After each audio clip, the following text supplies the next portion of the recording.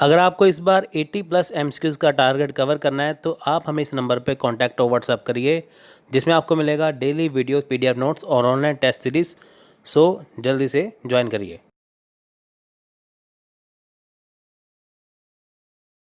आप देखिए कि नंद वंश का राज था।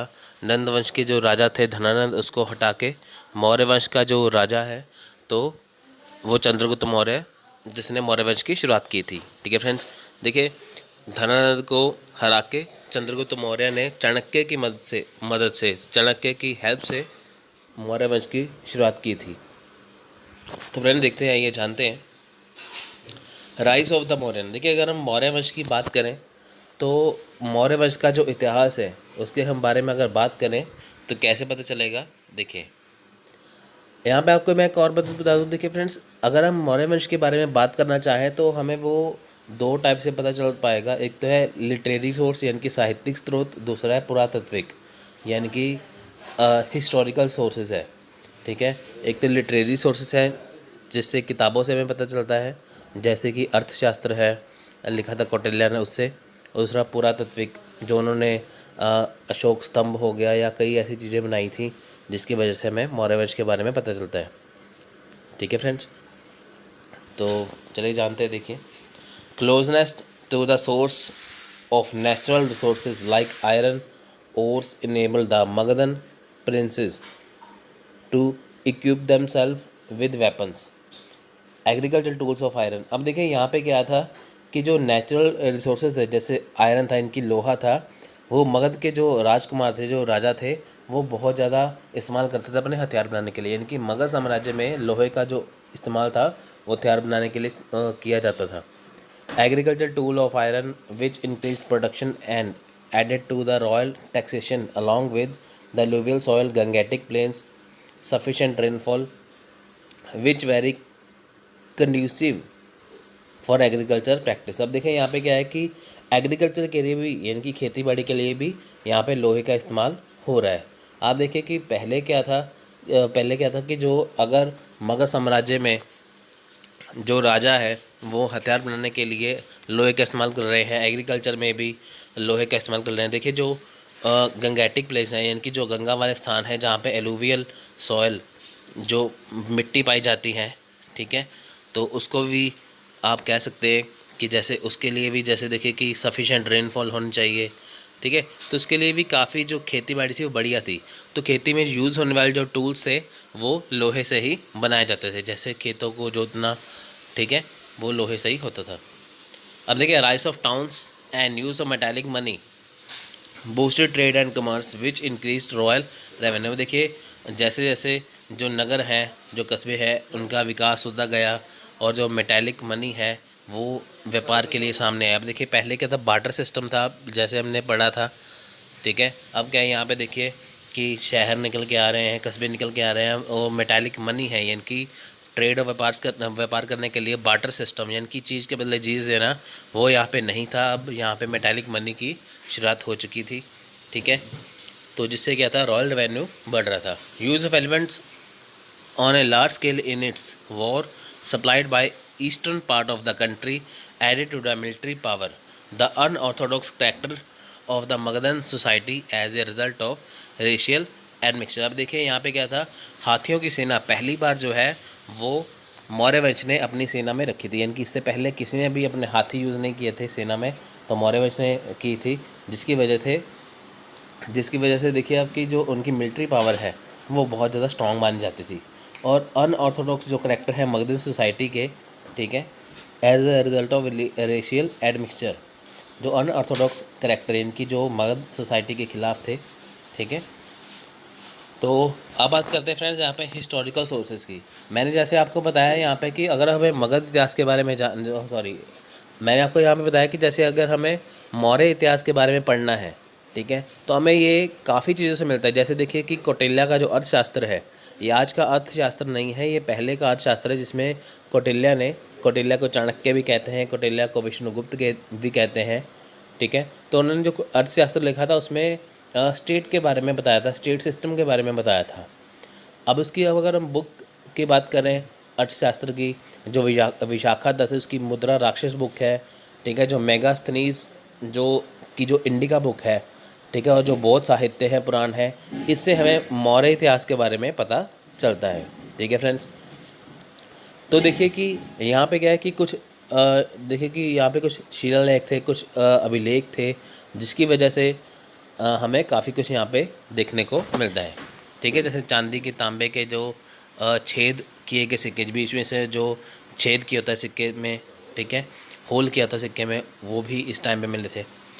The history of Maurya unlike that the earlier ruling houses is rendered reliable reliable by a variety of evidence drawn from such sources as the Buddhist and the Jain tradition, as the Kalpasutra of Jain and the Jataks, Dhyankya, Dipavamsa and Mahavamsa Buddhist respectively. अब देखिए यहाँ पे अगर हमें मौर्य की history के बारे में जानना है तो कैसे कैसे उन्होंने राज किया था, तो देखिए कि काफ़ी सोर्सेज हैं, जैसे बुद्धिस्ट जो जैन ट्रेडिशन है, यानी कि जो बौद्ध धर्म का जो समय था, जो जैन धर्म का जो समय था, तो देखिए आप जैसे कल्पसूत्र है जैन का, जातक कथाएँ है, ठीक है, दिगनिया है, दीपवंसा है, महावंसा है, तो बुद्धिस्ट की, तो इनसे हमें मौर्य इतिहास के बारे में पता चलता है। जैसे कि मैंने बताया कि अर्थशास्त्र है कौटिल्य का, ग्रीक अकाउंट है, ग्रीक अकाउंट मतलब कि जो मेगास्थनीज ने बुक लिखी थी, ठीक है, इंडिका बुक जो लिखी थी, तो पुराण है, मुद्रा राक्षसा जो विशाखादत्त ने बुक लिखी है, ठीक है, तो इससे हमें मौर्य इतिहास के बारे में पता चलता है। ठीक है फ्रेंड्स, तो देखिए यहाँ पे एक और बात आई है, पैतांजलि महाभाष्य, ठीक है, इससे भी हमें मौर्य इतिहास के बारे में पता चलता है। यानी कि मौर्य इतिहास का हमें एक चीज़ से पता नहीं चलेगा, हमें काफ़ी चीज़ों से मौर्य इतिहास के बारे में पता चलता है। ठीक है फ्रेंड्स, तो अब यहाँ पे फ्रेंड्स देखिए हम बात करेंगे मौर्य साम्राज्य के जो सम्राट थे, इनकी मौर्य साम्राज्य के जो राजा थे, उनके बारे में हम बात करेंगे यहाँ पे। ठीक है फ्रेंड्स,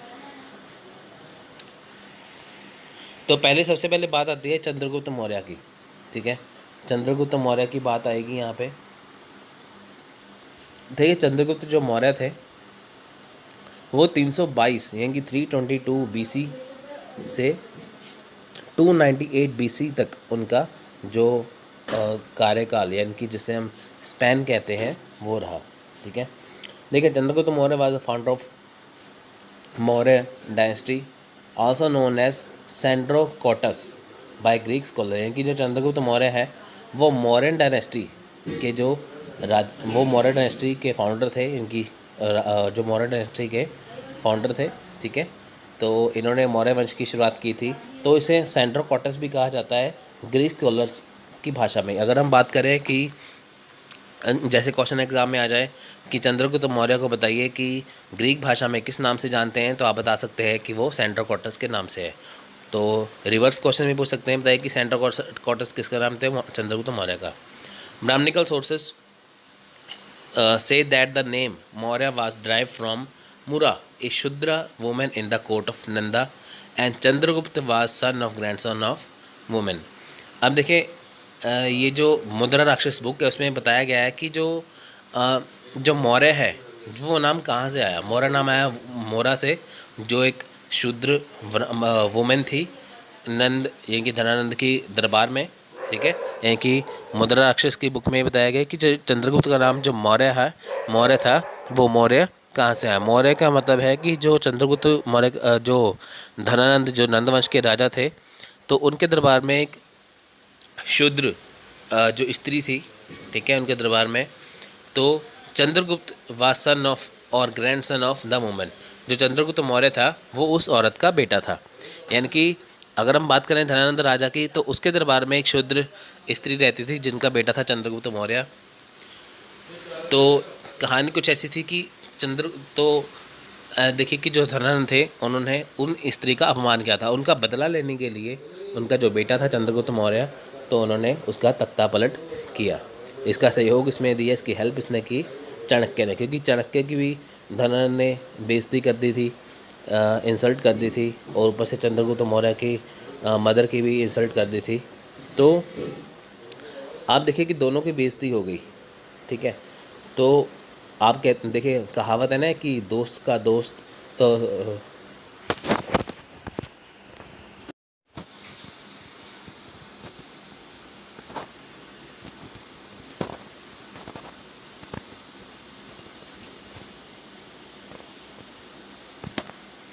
देखिए Vishnu Purana also mentions him of low origin example Shudra but the Buddhist of and Jain ascribe him Kshatriya status. अब देखिए विष्णु पुराण में लिखा गया है कि वो शूद्र थे, बट अगर हम बात करें बुद्धिस्ट या जैन सोर्स की तो उसमें लिखा है कि वो क्षत्रिय जाति के थे। ठीक है, इनकी ये चंद्रगुप्त मौर्य के बारे में बात हो रही है। अब देखिए his early career in shrouded in mystery. According to Justin, a Greek writer, he overthrew Nanda between 325 to 322 BC। अब देखिए जो जस्टिन है, जो ग्रीक राइटर थे नंद वंश के टाइम पे, उन्होंने इसके बारे में लिखा है। ठीक है, ये देखिए अगर हम चंद्रगुप्त मौर्य की बात करें तो यहाँ पे उसके बारे में काफ़ी कुछ जो है वो सेल्यूकस निकेटर को 500 हाथी यानी कि 500 जो एलिफेंट थे वो गिफ्ट में दिए, तो उपहार के रूप में दिए। Seleucus probably gave one of his daughter to Chandragupta and sent his ambassador. देखिए जैसे मैंने आपको बताया कि सेल्यूकस ने अपनी बेटी, यहाँ पे नाम नहीं लिखा उनका, उसकी बेटी का नाम था हेलेना, HELENA, हेलेना से चंद्रगुप्त मौर्य की शादी कर दी और अपना ग्रीक एम्बेसडर यानी कि जो उनके ग्रीक एम्बेसडर थे मेगास्थनीज, ठीक है, उनको उनके दरबार में भेजा। Megasthenes to the modern court who wrote an account Indica not only of the administration of the Pataliputra but also the entire modern empire. अब देखिए सेल्यूकस निकेटर ने जब अपना राजदूत मेगास्थनीज जब चंद्रगुप्त मौर्य के दरबार में भेजा तो मेगास्थनीज ने ना कि जो मौर्य साम्राज्य था उसके प्रशासन के बारे में लिखा।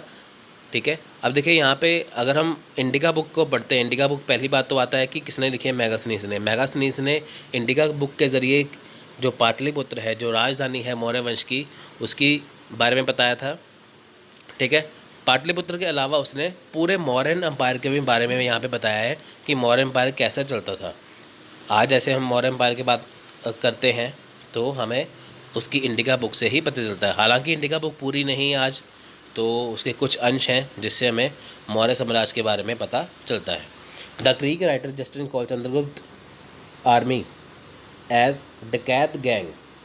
अब देखिए जो ग्रीक राइटर है जस्टिन, उन्होंने चंद्रगुप्त मौर्य की जो आर्मी को डकैत गैंग कहा था। ये क्वेश्चन आ सकता है एग्जाम में। अकॉर्डिंग टू जैन वर्क प्रशिष्टा परवा, Chandragupta converted or to Jainism in the end of year of life and went to south near Shravan Belagola with his गुरु भद्रबाहु। अब देखिए यहाँ बताया गया है कि जो जैन वर्क है प्रशिष्टा पर्वन, ठीक है, उसमें ये बताया गया है कि जो चंद्रगुप्त का जो अब उसका जो आखिरी समय था, यानी कि चंद्रगुप्त मौर्य ने अपने अंतिम वर्षों में, जीवन के अपने अंतिम वर्षों में जैनिज़्म जो धर्म था, ठीक है, उसे स्वीकार कर लिया, उसे अपना लिया। तो वो अपना सारा राजपाट छोड़ के वो साउथ यानी कि दक्षिण भारत में जो श्रवण बेलगोला नामक जो स्थान है वहाँ पे चले गए।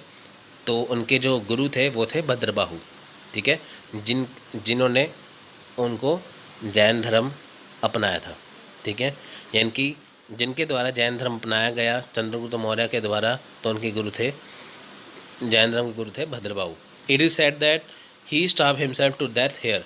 ऐसा माना जाता है कि वो तब तक ही स्टार्व हिमसेल्फ यानी कि उन्होंने तब तक उपवास किया, तब तक वो भूखे रहे, तो जिसकी वजह से उनकी डेथ हो गई। According to the same text Chanakya made the Chandragupta entire into alliance and Parvata king of Himavatuka and he laid armies besieged Pataliputra. अब देखिए ऐसा ही सेम माना जाता है कि चाणक्य ने चंद्रगुप्त को पूरे साम्राज्य का ऐसे जो राजा बना दिया जिसने पाटलिपुत्र जो था उसमें काफ़ी अच्छी सेना तैयार की हुई थी। Vishakha Datta wrote a drama Mudra Rakshasa and Devi Chandraguptam in 6th century AD। अब देखिए जो विशाखा दत्त है उसने मुद्रा राक्षस के बारे में बताया है। मुद्रा राक्षस में ये था कि जो चंद्रगुप्त मौर्य के जो विरोधी थे उसके दुश्मन हैं उनके बारे में बताया गया है। और देवी चंद्रगुप्तम जो उसने बुक लिखी थी 6 सेंचुरी एडी में। ठीक है फ्रेंड्स, तो यहाँ पे देखिए कि चंद्रगुप्त मौर्य के बारे में हमने पढ़ा कि उसकी जब मदर की इंसल्ट की गई थी धनानंद के द्वारा, फिर चाणक्य की भी उसने धनानंद ने यानी कि नंदवंश के राजा ने इंसल्ट की थी। तो दोनों ही दुश्मन थे धनानंद के, यानी कि चाणक्य भी और चंद्रगुप्त मौर्य भी। अब देखिए कहते हैं ना कि दुश्मन दुश्मन दोस्त, तो वही बात हो गई। तो दोनों ने आपस में मिलके धनानंद को हरा दिया, तो मौर्य वंश का वहाँ पे कब्जा हो गया। ठीक है, अब देखिए यहाँ पे जो सेल्यूकस निकेटर है, सॉरी यहाँ पे जो देखिए जो चंद्रगुप्त मौर्य है, आप देखिए कि उसने काफ़ी मेहनत की है ज़िंदगी में मौर्य वंश की स्थापना करने के लिए। ठीक है, तो काफ़ी चीज़ें उसकी मुश्किलें आई, पर फिर भी उसने मुश्किलों को पार करते हुए मौर्य वंश की शुरुआत कर दी। ठीक है, अब हम बात करेंगे बिंदुसार के बारे में। देखिए बिंदुसार के बारे में हम बात करेंगे तो यहाँ पे हम बात करेंगे, यहाँ पे देखिए बिंदुसार था चंद्रगुप्त मौर्य का बेटा, जो चंद्रगुप्त मौर्य के बाद उसके राजगद्दी पर बैठा। तो ऐसा माना जाता है कि चंद्रगुप्त ने 25 साल तक शासन किया, तो उसके बाद जो बिंदुसार है वो उनकी गद्दी पर बैठा। अब देखिए Bindusara was the son of Chandragupta and was known as Amitraghata beside the master of the land between two seas Arabian Sea and Bay of Bengal. अब देखिए यहाँ पे बिंदुसार को अमित्र घटा या अमित्र घटा भी कहा जाता है। क्यों अमित्र घटा का देखिए मतलब क्या है, यहाँ पे मतलब है दुश्मनों का कातिल। ठीक है, अमित्र घटा का मतलब है दुश्मनों का कातिल। तो देखिए कुछ विद्वान ये मानते हैं कि बिंदुसार ने डेक्कन बिंदुसार ने जो डेक्कन जो एरिया है उसको मैसूर तक जीता था। ठीक है, डेक्कन को मैसूर तक जीता था। मैसूर कहाँ पे पड़ता है, कर्नाटक के पास। ठीक है, तो ऐसा माना जाता है कि कर्नाटक तक यानी कि मैसूर तक डेक्कन को जीत लिया था। तो अब देखिए ये माना जाता है कि जो Arabian Sea Bay of Bengal है, अब ये किसने कहा था। अब देखिए ये एक तारानाथ आप लिख सकते हैं यहाँ पे, तारानाथ जो एक तिब्बत यानी कि भिक्षु थे। ठीक है, तारानाथ एक तिब्बत भिक्षु थे, जिसने ये पुष्टि की थी, इसने ये कहा था कि जो बिंदुसार है उसने जो 2 समुद्र है यानी कि जो अरेबियन सी है, जो बे ऑफ बंगाल है, उसके जो बीच का उसके बीच का जो कह सकते हैं कि जो ज़मीन है यानी कि जिसमें तकरीबन 16 स्टेट्स थी, 16 स्टेट्स थी, 16 राज्य हैं, उनको जीत लिया था। ये कहते हैं ना कि बिंदुसार ने अरेबियन सी के ऊपर भी कब्जा किया हुआ था, बे ऑफ बंगाल पे भी कब्जा किया था। अब देखिए समुद्र के ऊपर कब्जा हो नहीं सकता, अब उनके जो आसपास उनके जो बीच का जो एरिया है जिसमें 16 राज्य थे तकरीबन, उसको जीत लिया था। ठीक है, देखिए सक्सीडेड चंद्रगुप्त इन 297 BC। अब देखिए चंद्रगुप्त मौर्य के बाद 297 BC में ये राजगद्दी पर बैठे Bindusara. He continued friendly link with Syrian kings Antiochus I and he stated to have requested him for a present of 5 and wine together with the Sophies, to which Antiochus sent 5 and wine replied to that Greek philosopher were not for export। अब देखिए यहाँ पे क्या था, जो बिंदुसार है उसके जो सीरिया के जो राजा है एंटियोकस I, उसके साथ वो काफ़ी अच्छे संबंध थे। यानी कि सीरिया के जो राजा थे एंटियोकस I, उनके साथ काफ़ी अच्छे संबंध थे।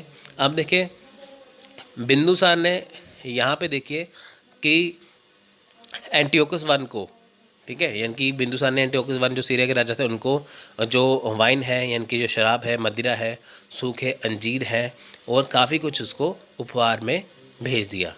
ठीक है, काफ़ी कुछ उनको वहाँ पे भेजा। ठीक है, तो उसके बदले में आप देखिए यहाँ पे ऐसा माना जाता है कि जो यूनानी कानून था, जो कानून था उसमें ये कुछ भेजा गया था, ये सब कुछ वहाँ पे बैन था। ठीक है, तो ये सब कुछ बैन था जो बिंदुसार ने उनको भेजा, तो इसलिए। अब देखिए he also receive a Greek ambassador Deimachus from Antiochus I। अब देखिए जो एंटियोकस I है, जो सीरिया के जो किंग थे, उन्होंने अपना ग्रीक एम्बेसडर जो था वो भेजा बिंदुसार के दरबार में। ठीक है, तो डेमियोकस। अब देखिए जो अगर हम बात करें चंद्रगुप्त मौर्य की, वहाँ पे थे मेगास्थनीज, यहाँ पे कौन है, डेमेकस। ठीक है, देखिए Ptolemy II Philadelphus of Egypt also sent an envoy Dionysius to Bindusara court. अब देखिए जो टॉलमी टू है इजिप्ट के जो राजा है, उन्होंने डायनियसिस को बिंदुसार की कोर्ट में भेजा।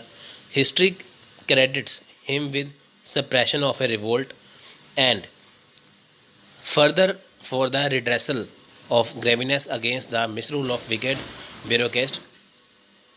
अब देखें यहाँ पे क्या है कि हिस्ट्री यानी कि जो इतिहास गवाह है कि जो बिंदुसार का जो समय था उस समय जो जितने भी जो रिवोल्ट थे वो दब चुके थे। इसने सारे जो मिस रूल करते, अब देखिए यहाँ पे जो जितने भी रिवोल्ट करते थे, जितने भी जो थे, इसने सबको दबा के रखा था यहाँ पे, ठीक है। तो bureaucrats, miss rule of wicket bureaucrats. अब देखिए यहाँ पे क्या था, जो ब्यूरोक्रेट्स थे, जो उनके जो काम करते हैं यहाँ पे, जो उनके दरबार में थे, तो बिंदुसार एक ऐसे राजा थे, अगर उनके खिलाफ कोई जाता था तो उसको झेल नहीं पाते थे, ठीक है। तो उन्होंने ऐसा था, बगावत करने का वालों को वो हटा देते थे, ठीक है friends. According to Tibetan lama Taranath and the Jain legends, Chanakya was the minister of Bindusara. अब देखिए मैंने यहाँ पे आपको बताया ना, यहाँ पे कि जो तारानाथ है वो जैन लेजेंड है, इनकी जो जैन लेजेंड है, ठीक है। उन्होंने देखिए कि उनके अनुसार जो चाणक्य है वो बिंदुसारा के भी मिनिस्टर थे। There was a council of minister of 500 members in the court of Bindusar. देखिए बिंदुसार की कोर्ट में 500 के आसपास जो मिनिस्टर थे। आप देखिए कि आजकल आप देखिए कि अगर मिनिस्टर की बात करें तो मिनिस्टर बहुत कम होते हैं, ठीक है। तो एट प्रेजेंट टाइम पे 25 से 30 मंत्री होंगे, तो उसके दरबार में उस टाइम पे 500 के अलावा जो 500 के आसपास जो मंत्री थे, विच वाज हेडेड बाय खलातक। देखिए जो इनको हेड करता था उसे खलातक कहते थे।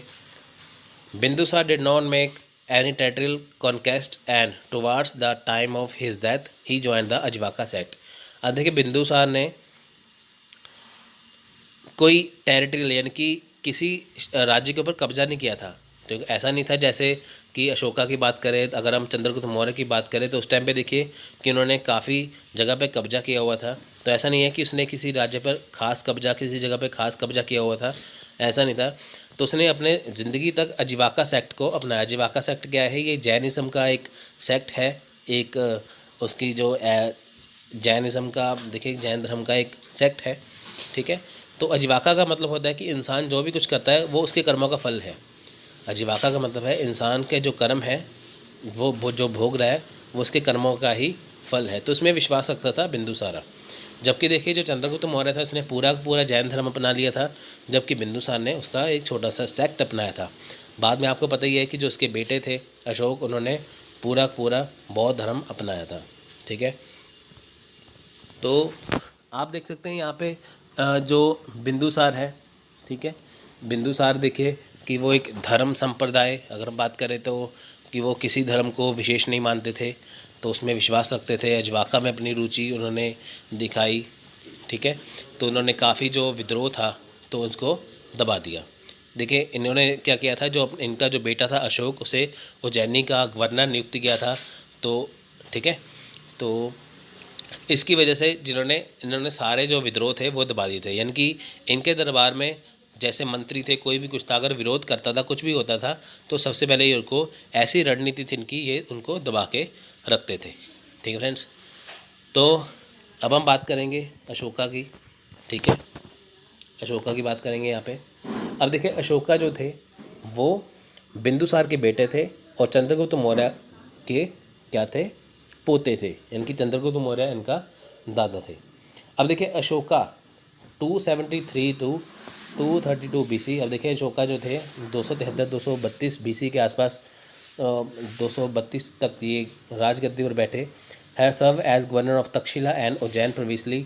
अब देखिए जो अशोका थे वो तक्षशिला और उज्जैन के गवर्नर रह चुके थे, क्योंकि बिंदुसार जो इनके फादर थे उन्होंने इनको तक्षशिला और उज्जैन का गवर्नर बनाया था, जिसमें इन्होंने जो इनके जो राज्य के खिलाफ इनकी अगर कोई जाता था तो उसको सबको इन्होंने विद्रोह को दबाया हुआ था। Ashoka is called Budhashakya and Ashoka in Maski edict and Dharmashoka in Sarnath inscription. देखिए पहली बात तो यहाँ पे देखिए फ्रेंड्स, अशोका का कहीं पे नाम जो देखिए अगर हम अशोक पढ़ते हैं तो अशोक का बुद्धाशक्या या अशोक नाम मस्की एडिक्ट में पाया गया है, ठीक है। आपको क्वेश्चन पूछ सकते हैं, बताइए कि देखिए वैसे तो जो अशोका का नाम है कहीं पे अशोका नहीं है, उसका नाम है दिवानम पियादासी, इनकी देवता का प्रिय राजा।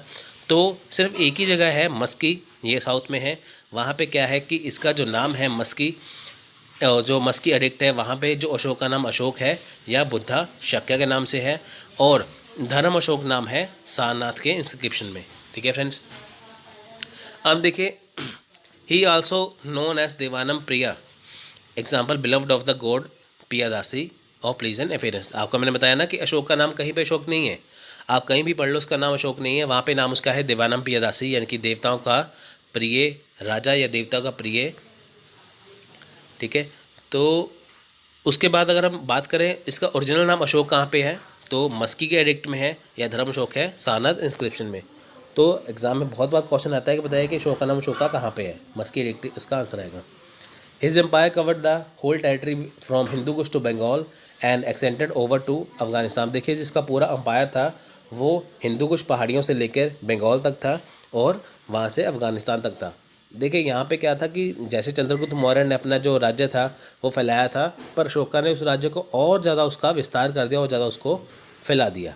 आप ये मान सकते हैं कि अशोका के टाइम पे, राजा अशोक के टाइम पे उसे महान अशोक क्यों कहते थे, आज हम कहते हैं महान अशोक क्योंकि उसने राज्य को बहुत ज़्यादा आगे बढ़ा दिया था। ठीक है, तो अशोक के शासन में देखिए जो मौर्य साम्राज्य था वो चरम सीमा पर था, बहुत ज़्यादा ऊंचाई पर था। ठीक है, तो देखिए उसने पूरे जो इंडिया है उसके ऊपर तकरीबन कब्जा किया था, जैसे मैंने आपको यहाँ पे बताया ही है। ठीक है, तो दक्षिण को अगर हम छोड़ दें, ठीक है, तो दूर वाला इनकी जो दक्षिण बहुत नीचे वाला जो साउथ वाला पार्ट है उसको छोड़ दें, उसको छोड़कर तो बाकी जगह पे इसका कब्जा था। उसके बाद देखिए Balochistan and the whole of the India with exception of the small area in the forest, जैसे आपको मैंने बताया है कि केरला वाला अगर हम स्थान छोड़ दें तो तकरीबन सारे इंडिया पर उसका कब्जा था। Kashmir and valleys of the Nepal were also include and the was the first empire to do so, Assam was not included his dominion. अब देखिए कश्मीर है जो नेपाल की जो पहाड़ियाँ हैं उसके ऊपर जो इनका कब्जा था, पर जो असम था वो इनके अधिकार में नहीं था। ठीक है, आप देखिए असम थोड़ा सा साइड पे बढ़ जाता है। ठीक है, आप देखिए जो बिहार स्टेट है तो वो भी पहले असम का ही हिस्सा था, बांग्लादेश भी उसका हिस्सा था, तो असम के ऊपर इनका कब्जा नहीं था। The Kalinga war fought in 261 BC and mention and 13 रोक addict change his attitude towards his life and become a Buddhist. अब देखिए जो कलिंगा वार हुई थी 261 यानी कि 261 BC में, उसके बारे में मेंशन है कहाँ पे, उसके बारे में बताया गया है 13 रोक एडिक्ट में, जिसके बारे में बताया गया है कि इस युद्ध के बाद जो अशोका थे वो बौद्ध धर्म यानी कि बुद्धिस्ट में बदल गए थे, बौद्ध में बदल गए थे। ठीक है, उन्होंने सब कुछ छोड़ दिया था। His in organized his dharma yatras from 11th year of reign by visiting Bodh Gaya. अब देखिए यहाँ पे ये बताया गया है कि उन्होंने अपनी ज़िंदगी के जो 11 साल है जिसे धर्म यात्रा कहते हैं, ठीक है, उन्होंने अपने जो शासन थे, ठीक है, जो उनके शासनकाल के जो 11 साल थे, ठीक है, इन्होंने बोध गया में रहते रहते वो बौद्ध धर्म के लिए बिताए। In the 14th year of his reign he started the institution of dharma mahamatra to spread the message dhamma. अब देखिए 11 वर्षों तक इन्होंने अपने शासनकाल में बौद्ध धर्म जो बौद्ध गया है वहाँ पे बिताए। ठीक है, उसके बाद देखिए जो 14 साल हो गए इनके शासनकाल के, फिर उन्होंने जो धम्म है, ठीक है, धम्म है जो महामात्रा जो धम्म है उसको फैलाया। अब देखिए धम्म क्या है, सब कहते हैं अशोक धम्म, अशोक का धम्म है, अशोक का धम्म मतलब धर्म नहीं है, अशोक के धम्म का यहाँ पे धर्म का मतलब बिल्कुल नहीं है। धम्म का मतलब है कि जब अशोक बुद्ध धर्म के बारे में प्रचार करते थे तो वो ऐसा नहीं कहते थे कि बुद्ध धर्म का आप अपनाइए ज़रूर, वो कहते थे कि बुद्ध धर्म की जो बातें हैं आप उनको फॉलो करिए। अशोक के धर्म का ये मतलब नहीं कि अशोक ये कह रहे हैं कि आप बुद्ध धर्म को अपनाइए, वो कहते थे कि बौद्ध धर्म में जो बातें लिखी गई हैं आप उसे फॉलो कीजिए, वो था अशोक का धर्म। तो यहाँ पे कन्फ्यूज़न कईयों को होती है कि वो धर्म था, ठीक है, धर्म नहीं है, धर्म का मतलब है बौद्ध धर्म में लिखी गई बातों को अपनाना। During his reign of the policy of Bherighosha was replaced by the dhamma ghosha. ठीक है, यहाँ पे क्या था देखिए कि जो उनका जो शासन था उसके टाइम पे जो पॉलिसीज हो तरह की भेरी गोशा और जो भेरी गोशा थी, ठीक है, फिजिकल कॉन्केस्ट था, उसे हटा के धम्मा घोषा को लेके आए, कल्चरल कॉन्केस्ट को। यानी कि यहाँ पे युद्ध के स्थान पर, ठीक है, यहाँ पे युद्ध के स्थान पर क्या था कि बिना युद्ध लड़े हुए जो था वो कब्ज़ा करना लिखा था। यानी कि ये कहते थे कि अगर हमें किसी चीज़ को जीतना है तो हम उसे युद्ध से ना जीतें, अगर हम प्यार भाव से रहें, सब कुछ धर्म के रूप में चले तो सब कुछ जीता जाएगा। तो इन्होंने अपनी पॉलिसी चेंज कर दी, भेरी गोशा यानी कि फिजिकल कॉन्केस्ट से कल्चरल कॉन्केस्ट धम्मा गोशा से तब्दील कर दिया। ठीक है फ्रेंड्स, देखिए in the course of the second tour, his second tour in the 21st year of his rhyme, he visited Lumbini, the birth of place of Buddha, and exempted the village from Bali and the Bhaga, which were reduced to 1/8। अब देखिए ऐसा माना जाता है कि जब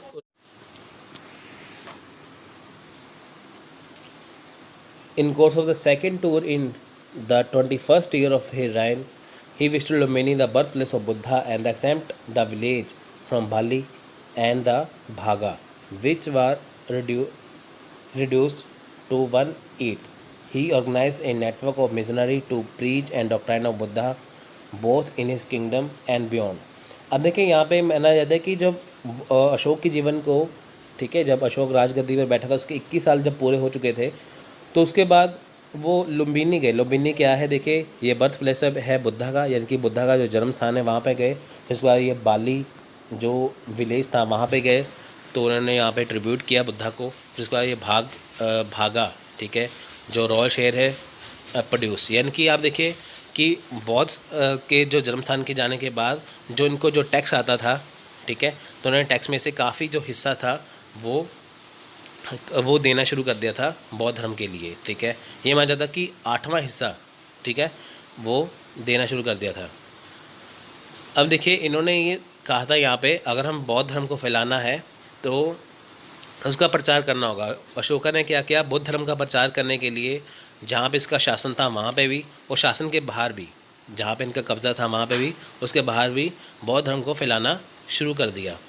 ही sent them to Ceylon Burma and the other south east Asian region notably Thailand. अब देखिए इन्होंने बौद्ध धर्म के प्रचार के लिए सीलोन, बर्मा, ठीक है, और साउथ ईस्ट एशियन के स्थान यानी कि जैसे कि थाईलैंड है वहाँ पे बौद्ध धर्म का प्रचार किया। अब देखिए बर्मा और श्रीलंका, देखिए फ्रेंड्स यहाँ पे लिखा है ना कि sent his son Mahendra and daughter Sanghamitra to Ceylon. अब देखिए सेलोन यहाँ पे बात आई है, सीलोन ये उस टाइम पे सीलोन कहा जाता था, आज का इसे श्रीलंका कहा जाता है। ठीक है, सीलोन से बना श्रीलंका। अब देखिए जो बुद्ध के आप देखिए यहाँ पे जो अशोका थे उनके जो एक पुत्र एक पुत्री थे, बेटे का नाम था महेंद्रा, डॉटर का नाम था संघमित्रा। इन्होंने उसे श्रीलंका भेजा बौद्ध धर्म का प्रचार करने के लिए। आप देखिए जो बौद्ध गया में जो बौद्धि वृक्ष है, ठीक है, उसकी जो एक टहनी थी, उसकी जो एक जो ब्रांच थी वो महेंद्रा और संघमित्रा अपने साथ लेके गए। जब ये वहाँ पे पहुँचे श्रीलंका में तो उन्होंने वहाँ पे उस टहनी को ज़मीन में गाड़ा तो उससे बौद्धि ट्री बन गया। तो एक क्वेश्चन पूछ सकते हैं एग्ज़ाम में, काफ़ी बार पूछते भी है कि बताइए कि अगर जो बौद्ध गया में जो बौद्धि वृक्ष जो था वो सेम वैसा ही ओरिजिनल जो बौद्धि वृक्ष वो किस जगह पे है, तो वो है श्रीलंका में, क्योंकि उसे कौन लेके गया था, महेंद्रा और संघमित्रा को। तो ये भी क्वेश्चन पूछ सकते हैं कि बताइए कि अशोका ने अपने बेटा बेटी को कहाँ पे बेचा था बौद्ध धर्म का प्रचार करने के लिए, पुत्र पुत्री को, तो वो थे श्रीलंका में। ठीक है, Ashoka's Hellenistic contemporaries were Antiochus II of Syria, Ptolemy II, Philadelphus of Egypt, Magas of Cyrene, Antigonus of Macedonia, and Alexander of Epirus. These are mentioned in his 13 Rock Edict। अब देखिए अशोका के जो समकालीन थे ये थे, सीरिया का राजा था, इजिप्ट का था, तो ये सारे अशोका के समकालीन थे। ऐसा कहाँ पे लिखा गया, ऐसा लिखा गया है 13 रॉक एडिक्ट में।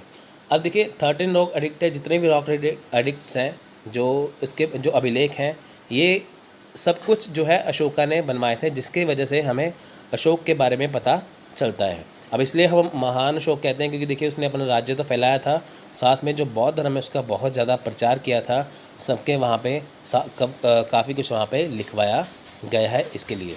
ठीक है फ्रेंड्स। अब देखिए यहाँ पे ये भी माना जाता है कि जो अशोक है उसने जो चोल है, जो पांड्या है, उसके जो राजा थे, ठीक है, तो उनके लिए भी उन्होंने 5 प्रदेशों में, ठीक है, क्योंकि जहाँ पे चोल और पांड्या का यहाँ पे कब्जा था, देखिए उनके जो 5 प्रदेश है, 5 जगह है, वहाँ पे धर्म प्रचारक जो मंडल वो भेजे गए थे वहाँ पे। ठीक है, तो यहाँ पे अगर हम बात करें, ठीक है, अगर हम यहाँ पे देखें, आपको यहाँ पे एक और बात बता देता हूँ कि जो अशोक थे वो मौर्य वंश के तीसरे सम्राट थे। ठीक है, अशोक जो थे मौर्य वंश के तीसरे सम्राट थे। मौर्य वंश के जो संस्थापक थे, ठीक है, जो इनके जो संस्थापक थे चंद्रगुप्त मौर्य। उसके बाद देखिए जो उनके पिता थे बिंदुसार, फिर जो उसके जो अशोक थे। ठीक है, आप देखिए जो पहले के जो 2 राजा थे चंद्रगुप्त मौर्य और बिंदुसार, ये जैन धर्म को फॉलो कर रहे थे, जबकि जो अशोक थे वो बुद्ध धर्म को फॉलो कर रहे हैं। तो दोनों ही ये सेकुलर है, दोनों ही ऐसे धर्म हैं। देखिए बौद्ध धर्म हम ऐसा नहीं मानते कि हम ऐसा नहीं कहेंगे कि बौद्ध धर्म कोई ऐसा धर्म है जिसको ऐसा, ठीक है, बौद्ध धर्म एक ऐसा धर्म है जो सेकुलर है। ठीक है, ये ऐसा धर्म है जो किसी जात पात को नहीं मानता, कोई भी इंसान इसको अपना सकता है। तो इसकी वजह से अशोक ने इसे अपनाया। ठीक है, तभी इसका यहाँ पे प्रचार किया। Ashoka was the first king to speak directly to the people through his inscription which seems to be the earliest specimen of प्राकृतिक लैंग्वेज इन इंडिया। आप देखिए अशोका ने पहली बार जो है वो डायरेक्टली स्पीच किया था अपने इंस्क्रिप्शन में, यानी कि जो अशोक ने अपने इंस्क्रिप्शन जो बनवाए थे वहाँ पे जो इसके बारे में, बौद्ध धर्म के बारे में सब कुछ साफ साफ कहा गया था। तो देखिए जो अगर हम बात करें अशोका के बारे में, तो इसकी जितनी भी लैंग्वेज थी, जो इसकी इंस्क्रिप्शन की लैंग्वेज थी, वो किस लैंग्वेज में थी? वो प्राकृत लैंग्वेज में थी। They are mostly engraved on the rock and found not only in India subcontinent but also in Afghanistan. अगर हम बात करें कि अशोका के इंस्क्रिप्शन की, वो केवल इंडिया में नहीं थे, वो अफ़गानिस्तान के एरिया में भी थे। अब देखिए अशोका का जो शासन था वो अफ़गानिस्तान तक था, तो ऑब्वियसली बात है कि वहाँ तक जो था वो बौद्ध धर्म का प्रचार हो चुका था। ठीक है, वहाँ पे प्रचार किया गया और साथ में जो इनका जो इंस्क्रिप्शन थी वो वहाँ पे भी लगवाए गए। अफ़गानिस्तान में भी देखिए अशोका के बारे में पता चलता है, क्योंकि वहाँ पे इंस्क्रिप्शन के बारे में, अशोका के बारे में काफ़ी कुछ कहा गया है। This inscription communicate royal orders. तो देखिए ये जो इंस्क्रिप्शन बनाए गए थे ये शाही ऑर्डर यानी कि अशोका कहने पे बनाए गए थे। This inscription were compose in Prakrit and were written in Brahmi script and throughout the greater part of the empire. अब देखिए ये सारे जो इंस्क्रिप्शन थे वे प्राकृत लैंग्वेज में थे। ठीक है, तो ये ब्रह्मी स्क्रिप्ट में लिखे गए थे। But in north western part they appear in Aramaic and crochet script. अब देखिए नॉर्थ वेस्टर्न यानी कि नॉर्थ वाला एरिया, जो वेस्टर्न वाला एरिया जो है वहाँ पे ये सारी जो इंस्क्रिप्शन है ये अरामिक और क्रोस्टी स्क्रिप्ट में लिखी गई थी, जबकि हमारे भारत में उत्तर भारत की बात करें तो ये लिखी गई थी प्राकृत और ब्रह्मी स्क्रिप्ट में। ठीक है, लैंग्वेज अलग अलग है, इंस्क्रिप्शन सेम है। तो क्वेश्चन पूछ सकते हैं, बताइए कि नॉर्थ वेस्टर्न में कौन सी लैंग्वेज थी? ये अरामिक और क्रोस्टी स्क्रिप्ट थी।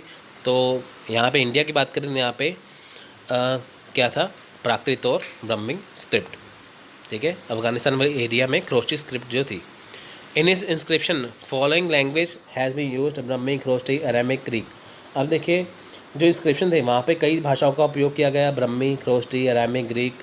ठीक है, the Ashokan inscription were generally placed on ancient highway and through a light of career of Ashoka's policies and extent of his empire. अब देखिए इंस्क्रिप्शन में क्या क्या कहा गया है? इंस्क्रिप्शन में ये बताया गया है कि अशोका का साम्राज्य कैसा था, अशोका का राजपाट कैसा था, अशोका ने अपनी ज़िंदगी में क्या क्या किया, वो सब कुछ यहाँ पे इसके बारे में बताया गया है। तराई पिलर्स शो अशोका से रिस्पेक्ट ऑफ बुद्धिज्म। ठीक है, अब देखिए अशोका बुद्धिज्म की कैसे रिस्पेक्ट करते थे, ये तराई पिलर्स में लिखा गया है। Ashoka in his 5th rock edict mention that he had several brother and sister. अब देखिए जो अशोका का जो 5वां रॉक एडिक्ट है वहाँ पे मेंशन है कि जो अशोका है उनके बहुत सारे भाई और बहन थे। देखिए फ्रेंड्स ये जो चीज़ें हैं कि 5th रॉक एडिक्ट में क्या लिखा है, 13 में क्या लिखा है, ये बहुत इंपॉर्टेंट है। आपको पूछ सकते हैं, आपको क्वेश्चन डायरेक्टली पूछ सकते हैं एग्जाम में। बताइए कि जो अशोका के जो ब्रदर सिस्टर हैं इसके बारे में कौन से एडिक्ट में बताया गया है? तो 5th रॉक एडिक्ट में। 2 of these brothers are named in Divyadana as Sushima and Vygotsky. ठीक है, why God Ashoka whom Sinhal's chronicles name as Sumana and Tishya. आप देखें जो उनके जो ब्रदर थे, जो उनके नाम थे, दिव्यादान है, ठीक है, और वायगट अशोका है, ठीक है, तो सुमाना है, तिश्या है, ये सारे उनके ब्रदर्स के नाम थे। अब देखिए ये थोड़े से अजीब नाम है, आपको याद करने ही होंगे, एग्जाम में हो सकते हैं। The former was step brother of Ashoka. Ashoka mother was Subhadrangi, ठीक है, सुभद्रांगी इनकी जो माता का नाम था। तो आपको क्वेश्चन एग्जाम में पूछ सकते हैं, हालांकि ये क्वेश्चन आते नहीं है पर फिर भी आ जाए तो आप ये देख सकते हैं। Ashoka does not call himself by his personal name Ashoka in any of inscription except to these are Maski and Gujarra inscription. देखिए मैंने आपको यहाँ पे बताया कि अशोका के बारे में हमें अशोक नाम कहीं पे नहीं मिलता, उसके बारे में हमें नाम देवानम पियदासी मिलता है। आप पूरा मौर्य इतिहास, ठीक है, देख लें तो वहाँ पे अगर आप अशोका के इंस्क्रिप्शन देखेंगे आपको कहीं पे भी अशोका का नाम दिखाई नहीं देगा, आपको वहाँ पे लिखा होगा देवानम पियदासी, ठीक है।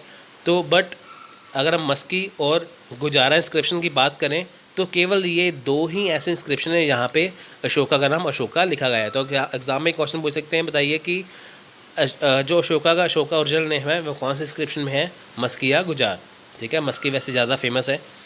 अशोका डाइड इन 332 BC यानी कि 232 BC and with him departed from the glory of Maurya empire.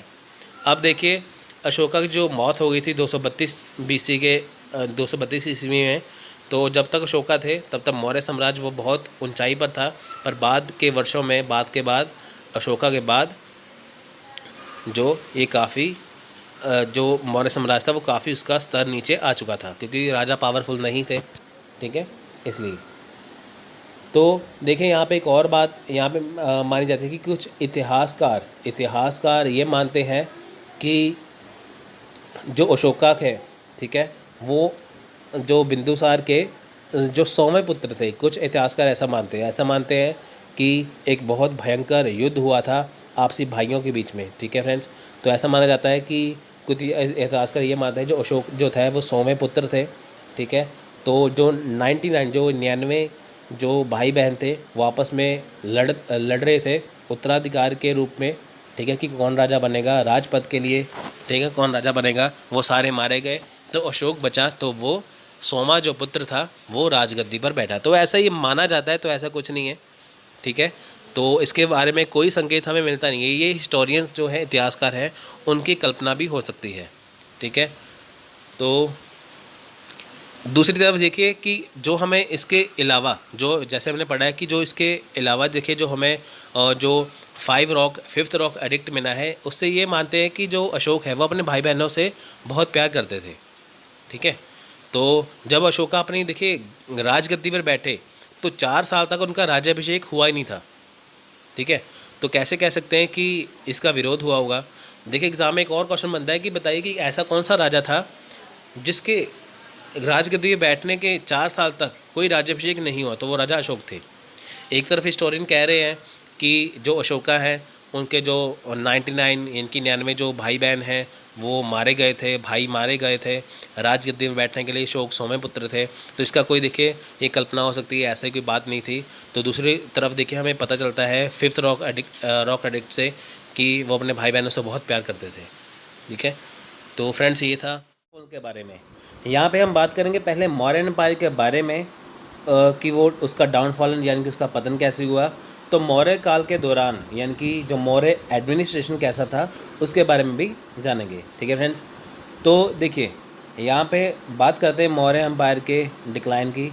Friends आप देखिए कि कुदरत का हमेशा नियम है, नेचर का नियम होता है कि जो चीज़ बनती है वो हमेशा ही ख़त्म ज़रूर होती है, ठीक है।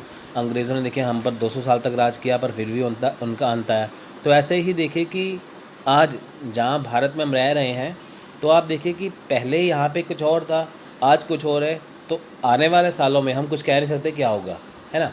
तो ऐसा ही था जैसे कि यहाँ पे देखिए कि मौर्य काल जो था, पहले देखिए नंद वंश था, फिर मौर्य वंश था, फिर कर आके आगे कितने ही वंश आते गए, तो तब जाके आज किनका राज है, आज लोकतंत्र की सरकार है। ठीक है, तो यानी कि हर कोई जो टाइम पीरियड है हर एक का लिमिटेड होता है, इसलिए। तो देखिए यहाँ पे हम बात कर रहे थे यहाँ पे the decline of Maurya dynasty was accelerated after the death of Ashoka, यानी कि जब अशोका की मृत्यु हो गई, राजा अशोक की जब मृत्यु हो जाती है तो मौर्य वंश का देखिए पतन जो है वो तेज़ी से हो गया। आप देखें कि जो चंद्रगुप्त मौर्य थे जिन्होंने मौर्य वंश की शुरुआत की, तो बहुत मतलब कि बलशाली राजा थे। उनके बाद जो बिंदुसार आए, फिर उनके बाद जो अशोका आए, जो राजा अशोक आए। आप देखिए कि ये अशोक जो है इन्होंने अपना जो मौर्य साम्राज्य है बहुत दूर तक फैला दिया था। ठीक है, यानी कि जब अशोका की डेथ के बाद कोई ऐसा राजा जो इतना पावरफुल नहीं था कि जो मौर्य वंश को थोड़ा सा आगे बढ़ा सके। ठीक है, तो देखिए one obvious reason for this was the succession of weaklings. आप देखिए इसका कारण यह है कि जब राजा अशोक की मृत्यु हो गई उसके बाद मौर्य वंश का पतन होने का यानी कि डिक्लाइन होने का सबसे बड़ा ये कारण था कि जो उसके सक्सेशन यानी कि उसके जो उत्तराधिकारी थे राजा अशोक के, वो इतने ज़्यादा बलशाली नहीं थे, वो इतने ज़्यादा वो कमज़ोर थे। जैसा राजा अशोक था पावरफुल वैसा नहीं थे, जिसके कारण इसका पतन होना शुरू हो गया। Another immediate reason was the division of the empire into 2 parts. अब देखिए उसके बाद क्या था कि अशोका की डेथ के बाद क्या हुआ कि जो मौर्य साम्राज्य है उसके 2 पार्ट हो गए। आप देखें कि जिसके ऊपर राजा अशोक का जिसके ऊपर दबदबा था, यानी कि राजा अशोक ने जिन राज्यों के ऊपर अपना राज किया हुआ था, जब उसकी मौत हो जाती है तो वो राज उन्होंने अपने आप को आज़ाद घोषित कर दिया, स्वतंत्र घोषित कर दिया, यानी कि वो फ्री हो गए। उनको पता चल गया था कि राजा अशोक मर चुके हैं, अब उनके बाद जो उसके उत्तराधिकारी इतने पावरफुल नहीं है, तो उन्होंने अपना वहाँ से क्या किया, अपने आप को फ्री घोषित कर दिया। ठीक, तो इसके 2 पार्ट हो जाते हैं। आप देखिए कि अगर 2 पार्ट, आप देखिए कि अगर किसी की बॉडी के जो बॉडी है, अगर उसके 2 हाथों में से एक हाथ कट जाए तो उसका जो एक हाथ है वो इतना पावरफुल नहीं रहता, जबकि दोनों हाथ सलामत हो तो पूरी बॉडी जो है वो पावरफुल रहती है। तो ऐसा ही है कि जो मौर्य साम्राज्य था, जब तक उसकी वो जो पूरा राज था तो वो पावरफुल था, जब उसके 2 पार्ट हो गए राज के तो उसका पतन होना शुरू हो गया। If the partition had not taken place the Mauryan empire could have been made powerful against the stopping the Greek invasion. आप देखिए कि यदि बंटवारा यानी कि जब अगर ये 2 भागों में ना बढ़ता तो जो यूनानी आक्रमण यानी कि जो ग्रीक यहाँ पे जो ग्रीक वॉर हुई है, जो ग्रीक जो हमले हुए हैं यहाँ पे यूनानी जो आक्रमण किए हैं, उनको रोककर मौर्य साम्राज्य को पहले की तरह दोबारा शक्तिशाली बनाया जा सकता था।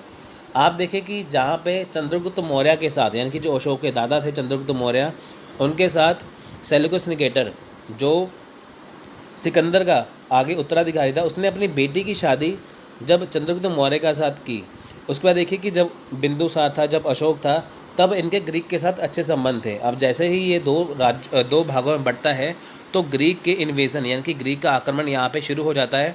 तो अगर ये 2 पार्ट में ना बढ़ता तो ये पावरफुल किंगडम रहता, जिससे ग्रीक यानी कि यूनानी आक्रमण को रोक पाते। अब हुआ ऐसा नहीं था, 2 भागों में बटा, जब ग्रीक ने आक्रमण कर दिया तो ये और ज़्यादा कमज़ोर हो गए। The decline of the Mauryan empire had begun since the death of Ashoka in 232 BC। आप देखिए सबसे बड़ा इनका पतन तब हुआ जब राजा अशोक की मृत्यु होती है 232 BC में। The last king Brihadratha was the killed by his commander Pushyamitra Shunga who was ब्राह्मण।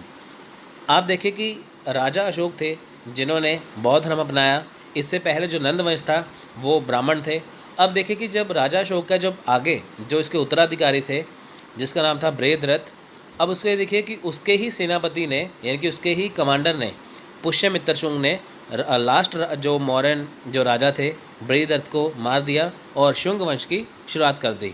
तो शुंग वंश की शुरुआत करने वाले पुष्यमित्र शुंग थे जो कि खुद एक ब्राह्मण थे, यानी कि पहले ब्राह्मण थे नंद वंश के, उसके बाद में आए फिर मौर्य वंश के आए, तो उन्होंने बौद्ध धर्म का किया। आगे जाके देखिए फिर ये ब्राह्मण वंश की फिर से शुरुआत हो जाती है। The leadership factors that led to the downfall of the Maurya empire are the following. अब आपको यहाँ पे बताऊँगा कि कौन से ऐसे कारण हैं जिनके कारण जो मौर्य साम्राज्य है, जो मौर्य अम्पायर है, वो डाउनफॉल पर आ गया, यानी कि पतन पर आ गया। देखिए सबसे पहले अशोकास religious policy. Ashoka's religious policy was opposed by the Brahman of his empire, as Ashoka had banned animal slaughter, which stopped the income of Brahmins, from which they received animal for various kind of sacrifice as gift. आप देखिए कि राजा अशोक की जो धार्मिक नीति थी वो उसके समाज के ब्राह्मणों ने विरोध किया था। यानी कि राजा अशोक जो थे उन्होंने देखिए बौद्ध धर्म अपनाया था, वो जो ब्राह्मण जो वाद था उसका वो विरोध करते थे। ब्राह्मणवाद में देखिए ऐसा होता था कि जैसे पशु बलि है उसके ऊपर प्रतिबंध लगा दिया कि अब जानवर की कोई हत्या नहीं करेगा, जानवर कोई नहीं मारेगा, जिससे क्या होगा कि जो ब्राह्मण थे जो उसकी इनकम थी वो बंद हो गई थी, जो ब्राह्मणों की इनकम बंद हो गई। तो जिससे क्या था कि उन्हें जो गिफ्ट के रूप में यानी कि जो उपहार के रूप में जो विभिन्न प्रकार के जो बलिदान के जो पशु मिलते थे वो उनको मिलने बंद हो गए थे। यानी कि ऐसा होता था ब्राह्मण को क्या करते थे कि एनिमल दे देते थे, तो जिनका आगे जाके वध हो जाता था तो उनको जो जानवर मिलने बंद हो गए, तो उनकी जो इनकम का जो सोर्स था वो भी बंद हो चुका था। तो इसलिए जो ब्राह्मण थे वो राजा अशोक के जो नीतियों के धार्मिक नीतियों के खिलाफ थे, तो जिसके कारण था पतन होना। Heavy expenditure on army and bureaucracy. आप देखिए during the modern era a huge expenditure was spent on his discharge of army and bureaucracy. Apart from this Ashoka has also made huge grant to Buddhist monk during his reign, leaving his royal treasury empty. The Maurya king who succeeded Ashoka also faced a financial crisis. आप देखिए कि ये जो मौर्यन जो heavy expenditure था इनका army के ऊपर, ब्यूरोक्रेसी के ऊपर, आप देखिए कि जब मौर्य युग था, जब मौर्य शासनकाल, तो उसके दौरान देखिए कि जब जो राजा अशोक थे उन्होंने अपने शासनकाल के दौरान क्या किया कि जो बौद्ध भिक्षु थे उनको भारी मात्रा में, इनकी बौद्ध मात्रा में उनको दान देना शुरू कर दिया। तो जिससे क्या होगा कि जो उनका शाही खजाना था वो खाली होना शुरू हो गया था। यानी कि जो भी राजा को इनकम हो रही थी राजा अशोक को, वो उनको दान में दे रहे थे बौद्ध भिक्षुओं को, जिनकी वजह से क्या हुआ कि उनका जो शाही खजाना था वो खाली हो रहा था। तो इसलिए जो राजा अशोक थे, जो उनके उत्तराधिकारी थे आगे जाके, उनके ऊपर जो फाइनेंशियल क्राइसिस आ गया, इनकी वित्तीय संकट आ गया। अब देखिए खजाने में पैसे हैं नहीं है तो कैसे वो सर्वाइव कर पाएंगे आगे। नेक्स्ट है repressive rule in the provinces. आप देखिए यानी इसका मतलब है प्रांतों में दमनकारी शासन। The provincial ruler in the Magadh empire were often corrupt and oppressive. This lead to a continuous revolt against the empire. During the reign of Bindusara, the citizens of Takshila had complained against the misrule of evil bureaucrats. Although Bindusar and Ashoka had taken several measures to control the bureaucrats, but failed to check the persecution in the provinces. आप देखिए कि जो मगध साम्राज्य है, अगर मैं Magadh empire की बात करूँ, मगध साम्राज्य की बात करूँ, जो मगध साम्राज्य है उसमें देखिए जो प्रांतीय शासक है, यानी कि जो प्रोविंशियल रूलर थे। यहाँ पे देखिए प्रांत का मतलब, यहाँ पे देखिए प्रोविंस को आजकल स्टेट कहा जाता है, उस टाइम पे प्रोविंस कहा जाता था, ठीक है। प्रोविंशियल रूलर यानी कि मैं प्रांतों की या जो राज्य के शासकों की बात कर रहा हूँ, जो अक्सर भ्रष्ट थे। यानी कि मौर्य वंश ने मगध साम्राज्य में जिनको सौंपा गया था, राज्य का कार्यभार सौंपा गया था, यानी कि देखिए कि जिनको प्रांत का, प्रोविंस का जिनको काम सौंपा गया था, वो तकरीबन भ्रष्ट हो चुके थे और दमनकारी नीतियां अपना रहे थे, ठीक है। आप वो देखिए कि अगर मगध साम्राज्य के समय में देखिए मगध साम्राज्य बहुत बड़ा है, किसी बंदे को कह देते थे कि आप यहाँ से टैक्स इकट्ठा करिए, वो टैक्स इकट्ठा करके राजा को देता था। अब देखिए राजा तो बहुत दूर बैठा, उसको क्या पता लगेगा कि वो जो लोग हैं वो कैसे सर्वाइव कर रहे हैं। तो जिसकी वजह से वो जो इनके रूलर थे प्रोविंशियल, जो इनके अधीन थे, वो बहुत ज़्यादा भ्रष्ट हो चुके थे। इससे क्या हुआ, जो साम्राज्य था, इनकी जो साम्राज्य था, जो मगध साम्राज्य था, उसके खिलाफ लगातार विद्रोह बढ़ता गया। आप देखिए कि मान लीजिए कि हमारे देश के प्रधानमंत्री अगर कुछ अच्छा काम भी करते हैं, कुछ अच्छी स्कीम लागू करते हैं, अगर वो लोगों तक पहुंच ना पाए तो लोग किसको गालियां देंगे? सरकार को। क्यों? क्योंकि वो लोगों तक पहुंच नहीं पाया। आप देखिए कि सरकार ने कह तो दिया, पर अगर आप किसी राज्य में रह रहे हो, किसी स्टेट में रह रहे हो, उसका काम बनता है कि आप तक वो चीज़ें पहुंचाए। तो इसमें सरकार का दोष नहीं होता है, इसमें दोष होता है कि जो आपके जो वहाँ पे जो राज्य की यानी कि स्टेट जो गवर्नमेंट है वो बंदे कैसे हैं। तो यही बात यहाँ पे थी। राजा अशोक ने चाहे जितनी मर्जी, यानी कि मगध साम्राज्य जितनी मर्जी जो अच्छी अच्छी यहाँ पे नीतियाँ अपनाई गई थी, अच्छे अच्छे रूल बनाए गए थे, पर जो उनके प्रोविंशियल जो शासक थे, जो प्रोविंशियल रूलर थे, वो अच्छे नहीं थे, जिनके कारण क्या हुआ कि लोग जो मगध साम्राज्य यानी कि जो मौर्य साम्राज्य है उसके खिलाफ हो गए। उनको ये लगता था कि ये राजा नीतियाँ गलत बना रहे हैं। उसके बाद क्या हुआ, देखिए जो बिंदुसार का जो शासनकाल था उसके दौरान देखिए जो तक्षशिला है उसके जो नागरिक हैं, यानी कि जो तक्षशिला के जो सिटीजन हैं, तो उनके देखिए जो दुष्ट यानी कि जो उनकी जो ब्यूरोक्रेसी थी वो भी अच्छी नहीं थी। यानी कि बिंदुसार के शासनकाल के दौरान क्या हुआ, जो तक्षशिला के जो नागरिक थे, ठीक है, उन्होंने शिकायत की जो उनके जो ब्यूरोक्रेट जो लोग हैं वो अच्छे नहीं हैं, ठीक है। हालांकि देखिए जो बिंदुसार है, जो अशोक हैं, उन्होंने ब्यूरोक्रेसी को नियंत्रण करने के लिए, यानी कि ब्यूरोक्रेसी को कंट्रोल करने के लिए काफ़ी चीज़ें, काफ़ी उपाय किए हुए थे, पर फिर भी वो उसमें सफल ना हो सके। यानी कि कहने का सिंपल ये मतलब है कि जो मौर्य साम्राज्य के जो इन्होंने रूलर रखे थे, जिनको काम सौंपा गया था, उन्होंने अपना काम सही ढंग से नहीं किया, जिसके कारण क्या लोग उनके खिलाफ हो गए। लोगों को यही लगता था कि ये जो मगध साम्राज्य है, यानी कि जो मौर्य साम्राज्य है, ये गलत नीतियाँ अपना रहे हैं, जबकि वो सही थे। जो बाकी जो प्रोविंशियल जो रूलर थे वो गलत थे। North west frontier of neglect, आप देखिए कि उत्तर पश्चिम सीमा की उपेक्षा, यानी कि जो नॉर्थ वेस्ट के फ्रंटियर थे, ठीक है, उसे नेग्लेक्ट किया गया। Ashoka was so busy taking of our religious activity forward that he seldom paid attention to the northwest frontier of the Mauryan Empire, and the Greek took advantage of this, established a kingdom in the northern Afghanistan as Bactria. This was followed by several foreign invasions which weakened the empire. आप देखिए कि north west frontier को बिल्कुल neglect कर दिया गया। राजा जो अशोक थे वो अपनी धार्मिक एक्टिविटी में ही बिजी रहते थे, वो हमेशा ही अपनी जो रिलीजियस एक्टिविटी है बौद्ध धर्म के लिए, उसमें वो इतना ज़्यादा बिजी हो चुके थे कि उन्होंने इस सीमा के ऊपर, इनकी नॉर्थ वेस्ट के ऊपर ध्यान देना बंद कर दिया था। तो उसका फ़ायदा किसने उठाया? फ़ायदा उठाया इसका यूनानियों ने, इनकी ग्रीक ने। उन्होंने किया कि जो उत्तरी अफ़गानिस्तान है, इनकी जो नॉर्थ अफ़गानिस्तान है, उसका जो जिसे आज बैक्ट्रिया कहा जाता है, ठीक है, जो नॉर्थ अफ़गानिस्तान है जिसे बैक्ट्रिया कहा जाता है, तो उसके ऊपर उन्होंने कब्ज़ा कर लिया। जबकि वो पहले किसके अधीन था? मौर्य साम्राज्य के। अब किसका कब्जा हो चुका है? यहाँ पे कब्जा हो चुका है यूनानियों का। इसके बाद क्या हुआ कि इसे देखते देखते कई विदेशी आक्रमण हुए, यानी कि कई फॉरेन इन्वेजन हुए, जिसके कारण क्या हुआ कि जो मौर्य साम्राज्य है वह बहुत ज़्यादा कमज़ोर होना शुरू हो गया। इंपॉर्टेंस ऑफ मौर्यन पीरियड, आप देखिए यहाँ पे बात करूँगा मैं मौर्य काल के जो महत्व क्या है, इंपॉर्टेंस क्या है। After the establishment of the Maurya a new era in the Indian history began. This was the first time in history in which the whole of India remained politically united. आप देखें कि जो मौर्य साम्राज्य है, जो उसकी स्थापना है, उसके बाद क्या हुआ, जो भारतीय इतिहास है, इनकी जो इंडियन हिस्ट्री है, उसमें एक नए युग की शुरुआत होती है। यानी कि जो मौर्य साम्राज्य है उसके बाद क्या हुआ कि एक नए युग की, एक नए इरा की शुरुआत होती है, ठीक है।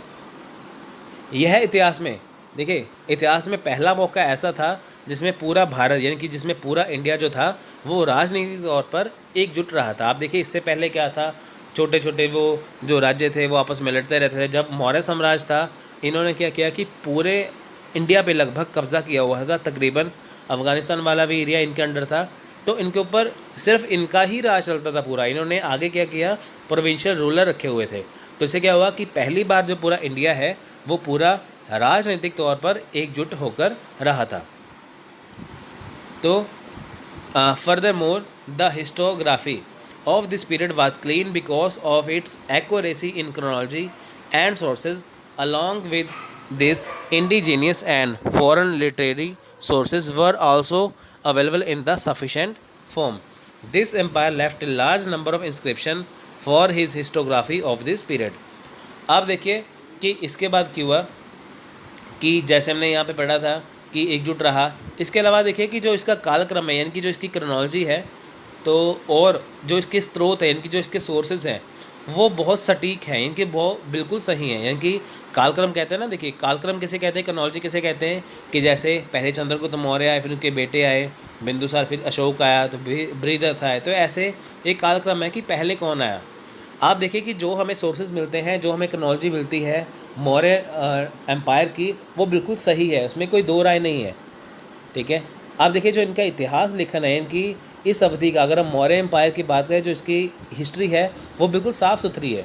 आपको कहीं भी इतना भटकना नहीं पड़ता कि खोजना पड़ेगा, जैसे हुआ था ना कि पैलोलिथिक एज के बारे में या आदिमानव के बारे में कितना खोजा गया था।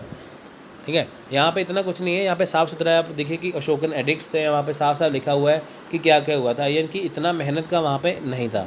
तो साफ साफ आपको सब कुछ मिल जाता है। इसके साथ देखिए जो स्वदेशी यानी कि जो भारत में रहने वाले वो, और जो विदेशी साहित्यिक स्रोत यानी कि जो फॉरेन जो लिटरेसी जो सोर्स है वो भी हमें क्या है, वो भी सही ढंग से मिले हैं।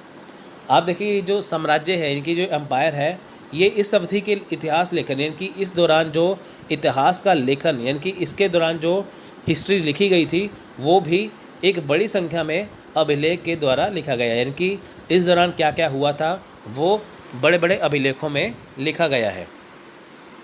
In addition, some of the important archaeological findings associated with the Mauryan Empire were stone sculpture, which were a tremendous example of unique Mauryan art. Some scholars believe that the message on the Ashoka's inscription was completely different from the most ruler who symbolized Ashoka power and hard work, and other ruler who had adopted excellent titles. Ashoka was more humble than him. So it is no surprise that the leader of the country remembered him, an aspiring personality. आप देखिए कि इसके बारे में अगर हम पढ़ते हैं, इसके अलावा देखिए अगर हम मौर्य साम्राज्य के बारे में कुछ और चीज़ें पढ़ते हैं तो हम इस नतीजे पर पहुंचते हैं कि जो इसकी जो देखिए जो पत्थर की मूर्तियां हैं, जिसकी जो पत्थर की मूर्तियां हैं वो सबसे बड़ा अनूठा उदाहरण है। यानी कि जो इसकी देखिए जो पत्थर की मूर्तियां यहाँ पे बनी हुई हैं, चाहे आप देखिए सारनाथ का देख लो, चाहे आप अशोक स्तंभ देख लो, जो पत्थर की यहाँ पे मूर्तियाँ हैं, ठीक है, तो वो देखिए वो सबसे अनूठी या सबसे अलग तरह की कलाकृति थी। एक ज़बरदस्त उदाहरण उसका हमें मिलता है। कुछ विद्वानों का देखिए ये भी मानना है कि जो अशोक के जो शिलालेख हैं वो उसके ऊपर जो संदेश यानी कि जो उसके ऊपर जो मैसेज लिखा है वो अधिकांश जो शासक है, इनके जो अधिकांश जो ज़्यादातर जो राजा होते थे उसकी तुलना में पूरी तरह से अलग थे। यानी कि कुछ हिस्टोरियन ये मानते हैं, कुछ विद्वान ये मानते हैं कि जो अशोक के जो शिलालेख हैं, जो अशोक के जो एडिक्ट्स हैं, उसके ऊपर जो लिखा हुआ है, जो संदेश जो मैसेज लिखा हुआ है वो जो बाकी राजा है उससे थोड़ा सा अलग है। क्यों? क्योंकि अलग क्यों, पूरी तरह से अलग है क्योंकि देखिए जो राजा अशोक थे वो बहुत शक्तिशाली तो थे ही, साथ में वो मेहनती भी थे। आप देखिए कि वो मेहनती उनसे के साथ साथ देखिए उन्होंने गुफा के इसके देखिए आप रॉक एडिक्ट्स हैं, गुफा के ऊपर लिखवा दिया उन्होंने, दीवारों के ऊपर लिखवा दिया, जो पिलर है उसके ऊपर लिखवा दिया। देखिए मेहनत का कितना काम है ना। मेहनती शक्तिशाली तो थे पर मेहनती भी थे, जिसे हम आज पढ़ पाते हैं। अगर उन्होंने ना लिखवाया था तो मौर्य वंश का इतिहास हमें पता नहीं चल पाता। और देखिए जो अन्य जो शासक यानी कि जो बाकी जो राजा थे वो जिन्होंने देखे कि बहुत अच्छे अच्छे खिताब जीते थे कि हाँ ये राजा बढ़िया है, वो राजा अच्छा है, तो राजा अशोक की बात करें वो सबसे विनम्र भी थे। यानी कि अगर हम कंपैरिजन करके देखें राजा अशोक का और बाकी राजाओं का, तो राजा जो अशोक है वो हमें सबसे ज़्यादा मेहनती, सबसे ज़्यादा शक्तिशाली और सबसे ज़्यादा विनम्र यानी कि सबसे ज़्यादा पोलाइट और हम्बल नज़र आते हैं। तो इसमें हम कोई आश्चर्य या इसमें कोई सरप्राइज़ वाली कोई बात नहीं है कि जो देश के नेता हैं या हमारे जो देश के नेता हैं उन्हें अशोक जो है एक प्रेरक व्यक्तित्व के रूप में याद रहते हैं। इनकी इसमें कोई ऐसा नहीं है सरप्राइज़ कि अगर हम इस राजा अशोक से इंस्पायर हो रहे हैं तो वो गलत है, वो बिल्कुल सही है। तो अब बात हम करेंगे यहाँ पे, देखिए हमने डिक्लाइन तो यहाँ पे कर लिया कि कैसे कैसे डिक्लाइन हुआ। अब हम बात करेंगे यहाँ पे Mauryan official and their function की, यानी कि जो मौर्य काल के जो जो मौर्य काल के जो अधिकारी थे, जो उनके कार्य थे वो क्या क्या थे, होते ना जो ऑफिसर थे उनके टाइम पे। देखिए Mauryan administration, information, mainly economics of Kautilya and partially शासन देशन अशोक, यानी कि जो कौटिल्य का अर्थशास्त्र है और जो अशोक के जो शासन देश हैं उनमें से हमें पता चलता है। आप देखिए जो कौटिल्य का जो अर्थशास्त्र है उससे और जो कुछ पाठ हमें अशोक के शासन देशों से पता चलता है। शासन देश क्या है? शासन देश हैं जो शिलालेख हैं, एडिक्ट्स हैं, जो आर्टिकल्स हैं, जो इंस्क्रिप्शन है वो होते हैं शासन लेख। यानी कि कुछ पाठ हमें मिलता है कौटिल्य की अर्थशास्त्र से, कुछ हमें मिलता है अशोक के इंस्क्रिप्शन से, जिससे हम पता लगा सकते हैं कि जो मौर्यन ऑफिशियल थे वो कैसे थे। Names of some modern officer also appear in the Greek accounts. Detail information about modern ruler in given economics.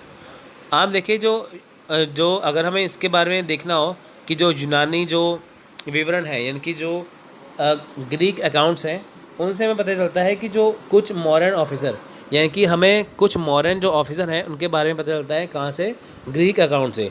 तो इसके बारे में अगर हमें डिटेल से पढ़ना है तो हमें पता चलेगा इकोनॉमिक्स से, जो कि लिखा था कौटिल्य ने, यानी कि जो ग्रीक अकाउंट है उन्होंने भी लिखा था। ठीक है, जैसे इंडिका बुक है, उसका कुछ पार्ट है उसमें लिखा हुआ है। अगर इसके बारे में ब्रीफ जानना है तो इकोनॉमिक्स से मिलेगा, जो अर्थशास्त्र जो लिखी है कौटिल्य ने। उसके बाद देखिए, this show that there was a strong system of governance at that time due to which the Magadha emperor had control over the huge Maurya साम्राज्य। Economic official have come in the name and department under them and their function of the knowledge।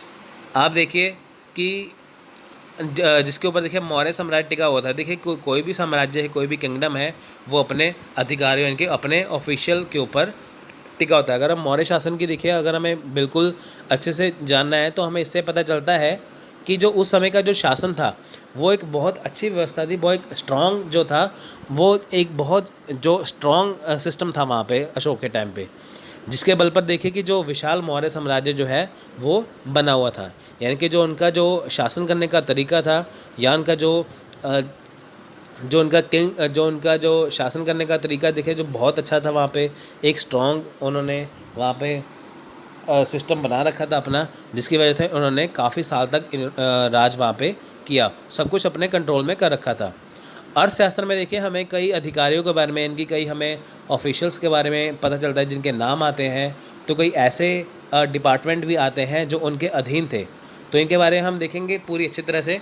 Ashoka's inscription describe धम्मा महामात्रा अधिकारी official. देखिए जो अशोक के जो शिलालेख हैं उसमें जो धम्मा महामात्र हैं उनके बारे में हमें अधिकारियों का वर्णन मिलता है। यानी कि जब हम अशोक के शिलालेख देखते हैं जो उसमें धम्मा महामात्र है, उससे पता चलता है कि जो राजा अशोक के उस टाइम के जो ऑफिशियल थे, जो अधिकारी थे, वो कौन कौन से थे, किन के बीच में काम बांटा हुआ था। तो पहले देखिए, सबसे पहले आता है हेड मास्टर, यानी कि समस्था अध्यक्ष। तो देखिए monitoring the market and trading on traders. अब देखिए हेड मास्टर रखे थे, यानी कि समस्त अध्यक्ष रखे थे। क्यों? क्योंकि देखिए इनका काम क्या होता था, बाज़ार की निगरानी करना और व्यापारियों और व्यापार करना। ठीक है, तो मार्केट कैसे चल रही है इसके ऊपर ध्यान रखा जाता था। एग्रोनोमी, यानी कि ये थे डिस्ट्रिक्ट ऑफिसर, यानी कि जिला अधिकारी। Road construction officer, its function were inspection और इरिगेशन और and land measurement, hunter literacy, inspection of various industries related to agriculture and forestry and wood working, metal casting, factories and mines etcetera. आप देखिए इनका काम क्या था कि सड़कों का निर्माण कराना। ठीक है, देखिए मेगास्थनीज के अनुसार क्या था कि ये ज़िले का अधिकारी था। ठीक है, एग्रोनोमी जो है उसे डिस्ट्रिक्ट ऑफिसर कहा था। किसने कहा था? इसे कहा था मेगास्थनीज ने। मेगास्थनीज कौन थे? हमें को कमेंट बॉक्स में लिख के बताइए। मैंने आपको बताया था मेगास्थनीज कौन थे, जिन्होंने इंडिका बुक लिखी थी चंद्रगुप्त मौर्य के ऊपर। इनके अनुसार क्या था, एग्रोनोमी जो थे वो डिस्ट्रिक्ट ऑफिसर, इनका काम क्या था, सड़क बनाना। ठीक है, इरिगेशन देखना कि कैसे कैसे इरिगेशन होगी, लैंड मेजरमेंट कैसे होगा, तो ये सब कुछ। एस्ट्रोनोमी, ठीक है, जैसे एग्रोनोमी है वैसे ईस्ट्रोनोमी भी है। ये कौन से? ये नगर अधिकारी थे। एग्रोनोमी जो डिस्ट्रिक्ट ऑफिसर थे, ये जो म्यूनसिपल ऑफिसर थे। The second type of officer example city official astronomy were divided into 6 circle, 5 members, their function are. अब देखिए 5 मेंबर में बटे थे। तो ठीक है, ये देखिए ये 6 सर्कल में, 6 मंडलों में बटे थे, जिनमें 5 ऑफिसर होते थे। यानी कि जो एस्ट्रोनोमी है उनके 6 सर्कल होते थे, जिनमें हर एक में 5 मेंबर होते थे। अब इनके काम क्या होते थे? इंस्पेक्शन ऑफ फैक्ट्री, यानी कि जो कारखाने हैं उनका निरीक्षण करना। Care of order including complete control over ions, arrangement of assistants officer, care of patients and last action of the dead people. यानी कि विदेशों से आने वाले, यानी कि फ़ॉरेन से आने वाले जो देखभाल, जिसमें सराय पूरा नियंत्रण। देखिए आयंस, INS का मतलब होता है सराय। ठीक है, जहाँ पे जो यात्री हैं वो रह सकते थे। अब देखिए यहाँ पे सरायों पर पूरा नियंत्रण, यानी कि पूरा कंट्रोल करना। जो इनके जो सहायक अधिकारी हैं यानी कि जो इनके ऑफिसर हैं उनकी व्यवस्था करना, जो पेशेंट हैं इनकी जो रोगी हैं उनकी देखभाल करना, जो लोग देखिए जो मर जाते हैं, ठीक है, जो डेड पीपल हैं उनकी जो अंत्यक्रिया में शामिल होना। तो देखिए किनका काम था, एस्ट्रोनॉमी का। Keeping A record of birth and death, अब देखिए रिकॉर्ड रखते थे जन्म और मृत्यु का कि कौन किसकी डेथ हुई है, कौन किसका बर्थ हुआ है, ऐसे। Taking control of the market यानी कि बाजार पर पूरा नियंत्रण रखना। Inspecting size and shape, inspecting finished good, arranging for separate sale of new and old goods. आप देखिए कि जो बाज़ार में जो साइज़ है, जो नाप है, उसका तरीका कैसा है, चीज़ें कैसी वहाँ पे मिल रही हैं बाज़ार में, अच्छी हैं कि नहीं है, जो बाज़ार में सामान बिक रहा है वो किस क्वालिटी का है वो चेक करना, जो नई और पुरानी जो चीज़ें हैं उसकी बिक्री कैसे हुई है उसका ध्यान रखना, ठीक है। तो to levy 10% tax on the sale of goods, यानी कि जितना भी सामान बेचा जाता था बाज़ार में उसका 10% जो हिस्सा था वो वसूल किया जाता था टैक्स के रूप में। नेक्स्ट है प्रेदिष्टा या टेरिटोरियल। अब इनका काम क्या था, principal office of the board. अब देखिए मंडल का प्रधान अधिकारी होता था। चीफ ऑफिसर ऑफ गोपा संघार, ठीक है, यानी कि गोप, जैसे गोप कहते थे, ठीक है, ये 10 ग्राम यानी कि जो 10 ग्राम होते हैं गांव, यानी कि 10 गांव का जो मुखिया होता था उसे कहते थे गोप, और जो ग्रामिक था वो किसी गांव का मुखिया था, किसी विलेज का हेड होता था, यानी कि गोप कहते हैं 10 गांव का जो हेड है उसे कहते हैं गोप, तो जो एक गांव का होता था उसे कहते हैं सरपंच, ठीक है फ्रेंड्स। तो नेक्स्ट है राजपुरुष, ठीक है। आप देखिए कि जैसे ग्रामिक है ना, ग्रामिक मैंने सरपंच हो गया आज के समय में, ठीक है, ग्राम का मुखिया सरपंच। गोप जो थे, जैसे आजकल ब्लॉक समिति के जो अध्यक्ष होते हैं तो वो गोप थे उस टाइम के, जिनके अंडर काफ़ी गांव होते थे। नेक्स्ट है Rajpurush, associate of the consul general, यानी कि कंसल जनरल जो है कि राजपुरुष का काम करता था गणिकाध्यक्ष, यानी कि जो गणिकाध्यक्ष जो है उसका सहयोगी कौंसुल का जनरल होता था ये। नेक्स्ट है matter related to the prostitutes, देखिए जो बंधकी पोषक यानी कि जो वैश्याएँ हैं, ठीक है, उससे संबंधित मामले थे वो देखते थे प्रोस्टिट्यूट, ठीक है। नेक्स्ट है धम्मा महामात्रा और धम्मा महामात्रा, धर्मा महामात्रा और धर्मा महामात्रा। ये कौन थे, ये थे ऑफिसर रिलेटेड टू धम्मा, ये धम्मा से रिलेटेड ऑफिसर है। आप देखिए धम्म क्या है, मैंने आपको कल भी बताया था, धम्म कोई धर्म नहीं है। धम्म, अशोक का धम्म क्या कहता है कि आप बौद्ध धर्म को अपनाइए नहीं, उसको फॉलो करिए। अशोक का धम्म ये कहते हैं कि आप बौद्ध धर्म को मत अपनाइए, उसको फॉलो करिए, ठीक है। नेक्स्ट है एंड महारा। एंड महारा क्या है, बॉर्डर रीजन, यानी कि जो बॉर्डर के आसपास का एरिया है वो कौन देते हैं, जो एंड महारा, ठीक है, अंत महामात्रा, ठीक है। देखिए फ्रेंड्स कुछ जो इसके नाम हैं वो थोड़े से अजीब हो सकते हैं, तो मैंने इसको आसान भाषा में लिखा है कि ताकि आपको समझ में आ जाए। नेक्स्ट है इति झांक महामात्रा, ठीक है, Ithijhaka Mahamatra, matter related to women and harem, यानी कि स्त्री और हरम से संबंधित जो मामले थे वो देखते थे। नेक्स्ट है सवधाका महामात्रा, यानी कि चीफ मिनिस्टर, जो आजकल चीफ मिनिस्टर हैं उसे ये कहा जाता था। तो द्रोण मापक महामात्रा, ये सर्वेक्षण यानी कि सर्वे करते थे। तो लुकअप यानी कि कॉइन और करेंसी टेस्टिंग जो ऑफिसर थे वो थे, उन्हें कहते हैं लुकअप या रूप दर्शक। तो फ्रेंड्स ये था आज का लेक्चर, इसमें हमने देखा है कि कैसे कैसे जो मौर्य साम्राज्य, जो मौर्य एडमिनिस्ट्रेशन कैसा था, उसका जो डिक्लाइन हुआ वो कैसे हुआ। तो वीडियो अच्छा लगा लाइक और शेयर करना मत भूलिए। अगर आप हमारे व्हाट्सएप ग्रुप में ऐड होना चाहते हैं डेली वीडियो PDF के लिए, तो आप हमारा पेड ग्रुप ज्वाइन कर सकते हैं, जिसका डिस्क्रिप्शन बॉक्स में नंबर दे रखा है। अगर आप बिल्कुल फ्री में पढ़ना चाहते हैं, बस वीडियो देखिए, साथ साथ लिखते जाइए, आपकी तैयारी हो जाएगी। तो मिलते हैं अगली वीडियो में, तब तक के लिए धन्यवाद, थैंक यू, जय हिंद, जय भारत।